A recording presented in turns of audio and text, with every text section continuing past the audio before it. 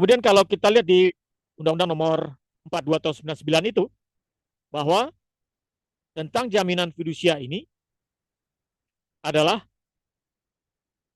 pengalihan hak kepemilikan suatu benda atas dasar kepercayaan, katanya ya, dengan ketentuan bahwa benda yang hak kepemilikannya dialihkan tersebut tetap dalam penguasaan pemilik benda.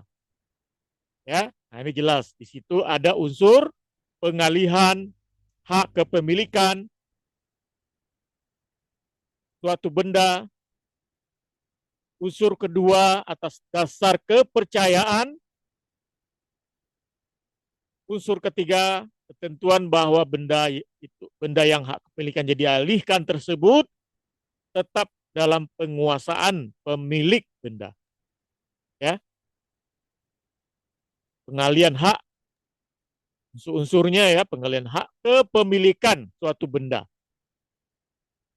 atas dasar kepercayaan. Kemudian benda yang hak kepemilikannya dialihkan tetap dalam penguasaan pemilik benda. Jadi kalau kita tarik unsurnya ada 3. Ya, pertama pengalian hak dengan dasar kepercayaan, hak kepemilikannya dialihkan itu masih dikuasai oleh pemilik benda, tidak diserahkan. Jadi di situ ada unsur kepercayaan. Siapa yang mempercayakan? Yaitu pihak yang menerima objek jaminan itu sebagai bentuk di mana dia adalah yang memberikan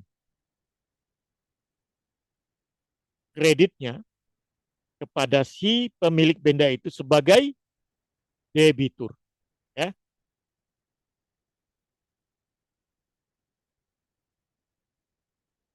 Di sini di pengertian lain dikatakan bahwa jaminan dasar fidusia ini adalah jaminan atas benda bergerak baik yang berwujud maupun yang tidak berwujud dan tidak bergerak. Ya, kalau dilihat dibandingkan ya dengan Undang-Undang Hak Tanggungan Nomor 4 Tahun 96, di mana di situ benda tetap itu adalah hak tanggungan dikuasai oleh Undang-Undang Nomor 4 Tahun 96 tentang hak tanggungan. Sedangkan fidusia sebagai benda bergerak itu termasuk masuk ke Undang-Undang Nomor 42 Tahun 99. Dulunya fidusia ini dalam sejarahnya adalah masuk bagian daripada sesi sebenarnya ya, sesi. Kalau sesi itu adalah peralihan hak ya, tagihan. Tagihan. Ini kalau kita lihat beberapa praktek, kita lihat banyak sekali penerapan sesi, kita bicara ini salah kaprah. Sesi itu adalah pengalian tagihan. Namun dalam prakteknya ada sesi itu yang di mana dikatakan adalah ada benda tetap di situ. Padahal sesi ini adalah tagihan, piutang. Jadi bukan tidak ada hak kaitan sesi ini dengan hak tanggungan sebenarnya. Ya, ini harus dipahami pengertian dasar teori daripada sesi. Ya. Sesi ini dulunya mencakup juga fidusia. Sesi itu adalah piutang, tagihan piutang, sedangkan fidusia adalah terhadap benda, terkonsentrasi terhadap benda tidak bergerak. Lalu kemudian ada juga berbanding terbalik dengan hak tanggungan tadi yang dulu disebut dengan hipotek. Ya, kita membacanya hipotek saja, kan dalam bahasa Inggris ya. Jadi jangan membacanya hipotek ya. Sama dengan apotek ya. Kalau apotek itu bahasa Inggris apotek Q. Hipotek Q ya. Jadi kalau seperti itu sama kayak diskotek. Bukan bukan diskotik ya, tapi bacanya boleh nggak apa-apa. Tapi kalau tulisannya nggak boleh salah. Kalau bacanya bebas, karena bahasa lisan dengan bahasa tulisan tentu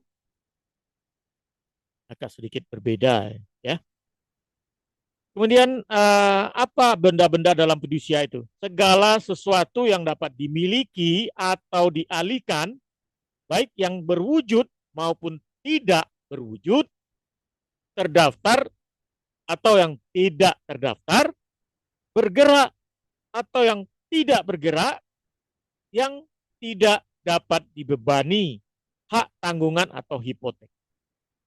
Artinya bahwa selain hak tanggungan, maka terhadap hal itu adalah termasuk fidusia. Jadi benda bergerak. Benda bergerak itu misalnya kapal yang di bawah 7 GT ya. Kalau di atas 7 GT itu istilah dalam benda kapal yang bobotnya di bawah 7 GT itu benda bergerak ya. Misalnya perahu ya atau kapal-kapal kecil ya. Kalau kapal-kapal yang cukup besar ya dengan bobot 7 GT namanya istilahnya itu adalah termasuk benda tetap, termasuk hipotek atau hipotek kapal namanya. Ya, hipotek kapal, benda tidak bergerak. Tapi kalau hipotek kapal itu tidak ada kewenangan notaris PPAT di dalam pembuatan hipotek. Tapi jual beli kapal itu tetap menggunakan jasa notaris dalam pembuatan akta ya. Jadi harus bentuk akta jual beli kapal namanya.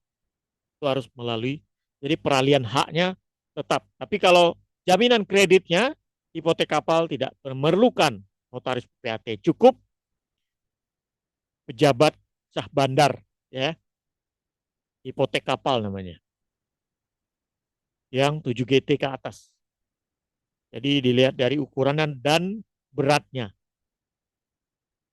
Jadi semua benda bergerak dan yang tidak berwujud, artinya apa yang tidak berwujud? Termasuk tagihan ya. Itu termasuk benda-benda berharga ya, termasuk. Makanya dulu masuk sesi fidusia ini masuk kepada sesi.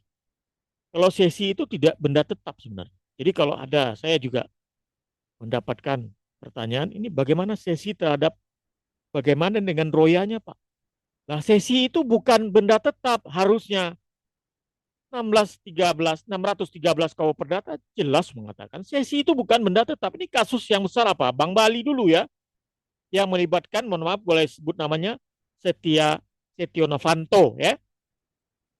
Itu sesi dengan Bank Bali itu bukan benda, tidak ada kaitan dengan benda tetap. Ya, tidak ada kaitan benda tetap, ya.